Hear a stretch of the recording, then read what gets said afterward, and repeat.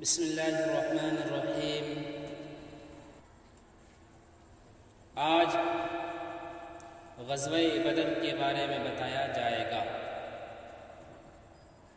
اللہ کے حکم سے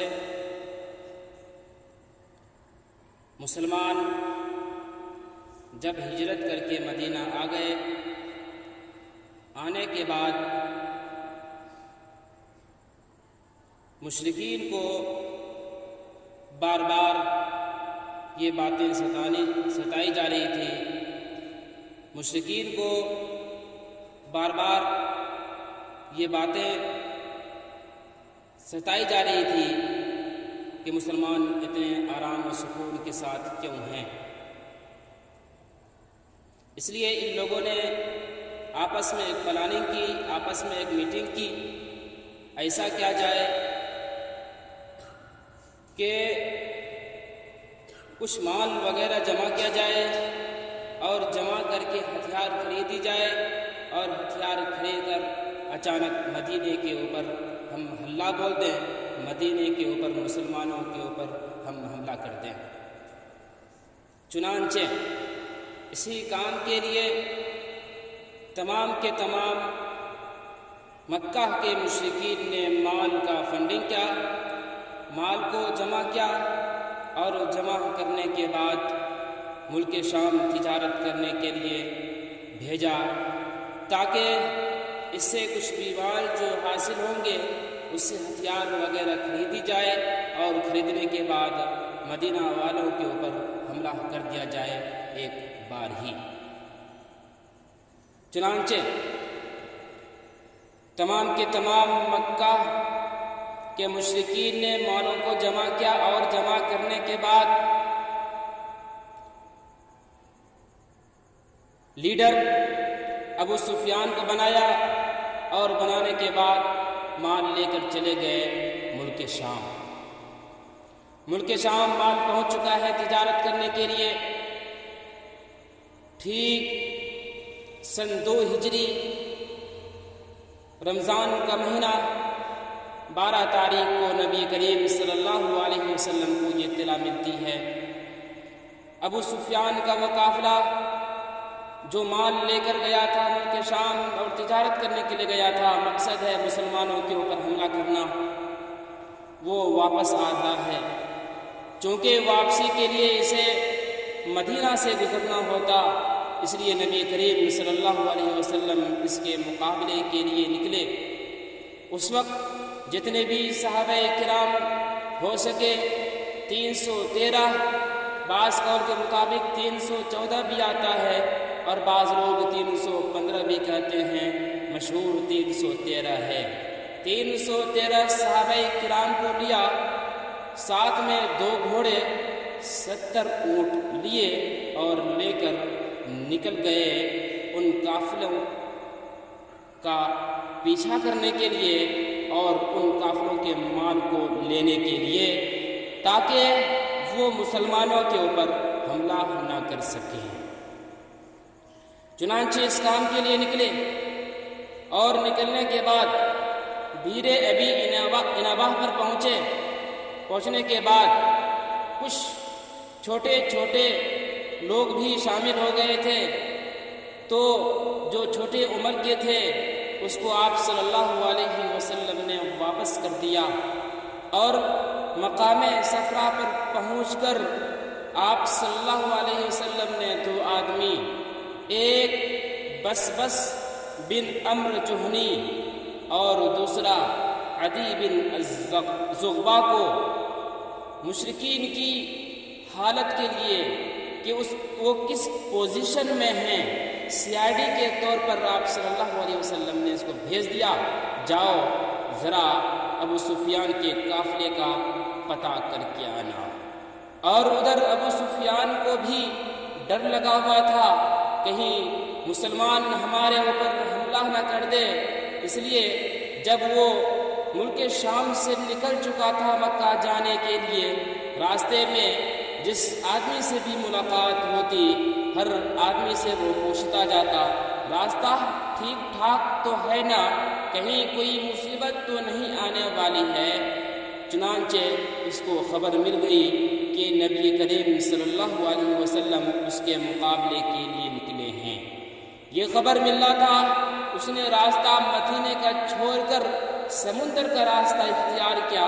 سمندری راستے کو پار کرتے ہوئے سمندری راستے کو اختیار کیا اور اسی راستے سے اس نے یہ کوشش کی کہ ہم مکہ پہنچ جائیں، لیکن چونکہ نبی کریم صلی اللہ علیہ وسلم اس کے مقابلے کے لیے نکلے تھے تو اس لیے فوراً اس نے زمزم غفاری کو کچھ پیسے دیا اور پیسے دے کر یہ کہا جاؤ مکہ اور تمام مکہ والوں کو بتا دینا میرے مال کے اوپر، آپ لوگوں کے مال کے اوپر حملہ ہونے والا ہے اور نبی کریم صلی اللہ علیہ وسلم ایک ٹیم کے ساتھ ہمارے اوپر حملہ کرنے والے ہیں۔ چنانچہ زمزم غفاری مکہ پہنچا اور مکہ پہنچ کر اس نے فوراً تیزی سے مکہ پہنچ کر اپنے کرتے کو پھاڑ دیا اور گھوڑے وغیرہ کے کان وغیرہ کاٹ دیے اور زور زور سے چلا کر کہنے لگا تاکہ تمام لوگ جلدی ان کی باتوں کو سنیں۔ زور زور سے چلا کر کہنے لگا اے مکہ والو، سنو سنو سنو، تمہاری جو پونجی مسلمانوں کو ہلاک کرنے کے لیے ملک شام بھیجے تھے، مسلمان اس کے اوپر حملہ کرنے والا ہے۔ چنانچہ یہ خبر ملنی تھی، ملتے ہی پورے مکہ میں ایک شور ہو گیا، پورے مکہ والوں کے اندر ایک کھلبلی مچ گئی، پورے مکہ والوں کا دماغ ہل گیا، کیا کیا جائے۔ ابو جہل لیڈر تھے، اس نے 1000 لوگوں کو لے کر نکلا تھا، 1000 لوگ اور 100 گھوڑے، 700 اونٹ اور گانے بجانے والی عورتوں کو لے کر نکلے تھے۔ اور ادھر ابو سفیان سمندری راستہ پار کر کے یہ مکہ پہنچ گیا۔ مکہ پہنچتے ہی ابو سفیان نے ابو جہل کو لیٹر لکھا، ابو جہل کو خط لکھا کہ ہم ٹھیک ٹھاک مکہ پہنچ چکے ہیں، ہمارا مقصد اور آپ کا مقصد یہ تھا، آپ کا مقصد صرف اور صرف ہمارے قافلے کو بچانا تھا، ہم ٹھیک ٹھاک مکہ پہنچ چکے ہیں، اس لیے اب لڑنے کی کوئی ضرورت نہیں، آپ واپس آ جائیے۔ لیکن ابو جہل ماننے کو تیار نہیں۔ ابو جہل نے کہا نہیں، جب تک اب بدر پہنچ کر 3 دن تک خوب کھا پی نہیں لیں گے تب تک واپس نہیں ہوں گے۔ یعنی ہم جس کام کے لیے نکلے ہیں مسلمانوں سے لڑائی کرنے کے لیے، مسلمانوں سے لڑائی کر کے رہیں گے۔ چنانچہ وہ اس کام کے لیے ریڈی رہے، تیار رہے۔ اور ادھر جب آپ مقام صفرا پر پہنچ گئے، مقام صفرا پر پہنچنے کے بعد بسبس بن عمرو جہنی اور عدی بن الزغبا نے آپ صلی اللہ علیہ وسلم کو خبر دی کہ مشرکین ابو جہل ایک بڑے لشکر کے ساتھ ہمارے اوپر حملہ کرنے والے ہیں۔ یہ خبر اب آپ صلی اللہ علیہ وسلم کو سننا تھا، مسلمانوں کو سننا تھا، تو ایک عجیب خبر تھی، کیا کیا جائے؟ اس کے لیے نبی کریم صلی اللہ علیہ وسلم نے صحابہ کرام سے مشورہ لیا، بتاؤ واپس ہو جائیں یا یہ کہ ابو جہل کا مقابلہ کرنا چاہیے؟ حضرت ابو بکر، حضرت عمر، حضرت مقداد بن اسود ان لوگوں نے تقریریں کی اور کہا نبی کریم اے آپ صلی اللہ علیہ وسلم چلیے لڑیے، ہم جس کام کے لیے آئے ہیں ہم وہ کام کر کے رہیں گے، ہم لڑائی کر کے رہیں گے۔ چنانچہ ادھر مشرکین بدر پہلے ہی پہنچ چکے تھے اور پہنچنے کے بعد اچھی جگہ کو اس نے لے لیا تھا، اور جب مسلمان بدر پہنچنے کے بعد ان کو نہ ہی اچھی جگہ ملی، نہ ہی پانی پینے کے لیے کوئی مناسب جگہ ملی، اور جب یہ چلتے ہوئے ریت کے اوپر اس کے پیر دھنستے تھے۔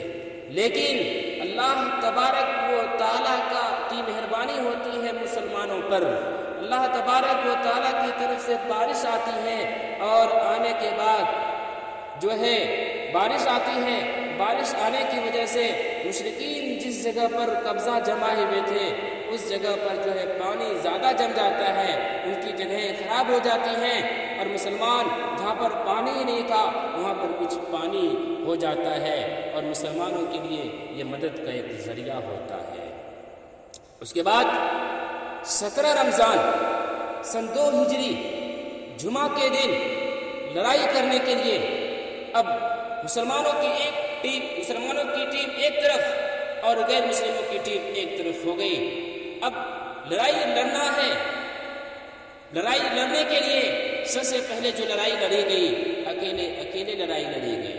کافروں کی طرف سے عتبہ، شیبہ، ولید آنے کے بعد اسے للکارا کوئی ہے جو میرے مقابلے میں آئے۔ چنانچہ اس للکار کو اس آواز کو سننے کی وجہ سے مسلمانوں کی طرف سے 3 آدمی آئے، حضرت علی، حضرت حمزہ اور عبیدہ بن الحارث۔ یہ 3 حضرات آنے کے بعد حضرت عبیدہ بن الحارث یہ جو ہے عتبہ سے لڑے اور حضرت حمزہ شیبہ سے لڑے اور حضرت علی ولید سے لڑے۔ حضرت حمزہ اور حضرت علی نے اپنے مقابل کو قتل کر دیا، لیکن حضرت عبیدہ بن الحارث عتبہ کو جو ہے زخمی تو کیا لیکن خود بھی زخمی ہو گئے۔ حضرت حمزہ اور حضرت علی جب اپنے مقابل کو قتل کر دیا تو حضرت عبیدہ بن الحارث کی مدد کے لیے آئے اور ان دونوں نے عتبہ کو قتل کر دیا۔ قتل کرنے کے بعد اب چونکہ زخم بھی لگ چکا تھا عبیدہ بن الحارث کو، یہ دونوں حضرات نے حضرت عبیدہ بن الحارث کو لے کر نبی کریم صلی اللہ علیہ وسلم کے پاس پہنچا دیا۔ اب اس کے بعد اکٹھی لڑائی ہوئی، تمام لوگ ایک ساتھ لڑنے کے لیے تیار ہوئے۔ آپ صلی اللہ علیہ وسلم نے اپنے ہاتھ میں مٹی لی اور لینے کے بعد جو ہے پھونکنا ہی تھا کہ تمام کے تمام مشرکین کے آنکھوں میں وہ مٹی چلی گئی۔ لڑی گئی لڑائی، خوب لڑی گئی، پورے دن لڑتی گئی، لڑائی ہوتی رہی اور ابھی سورج ڈوبا بھی نہیں تھا کہ مسلمانوں نے لڑائی جیت لی۔ کافروں کی طرف سے 70 کافر مارے گئے اور 70 کو قید کیا گیا اور 14 مسلمان شہید ہوئے۔ اور راستے میں واپسی کے وقت راستے میں 2 قیدی کو آپ صلی اللہ علیہ وسلم نے قتل کرنے کا حکم دیا، ایک نضر بن الحارث کو اور دوسرا عقبہ بن ابی معیط کو۔ ان دونوں کو قتل کرنے کا حکم دیا اس لیے کہ یہ دونوں نبی کریم صلی اللہ علیہ وسلم کے شعر میں بہت ہی گستاخانہ جملے استعمال کرتے تھے، آپ صلی اللہ علیہ وسلم کو پریشان کرتے رہتے تھے، اس لیے ان دونوں کو قتل کرنے کا حکم کیا اور اس کے علاوہ جو قیدی تھے اس کو فدیہ لے کر چھوڑ دیا گیا۔ یہ ہے پوری کہانی غزوہ بدر کی۔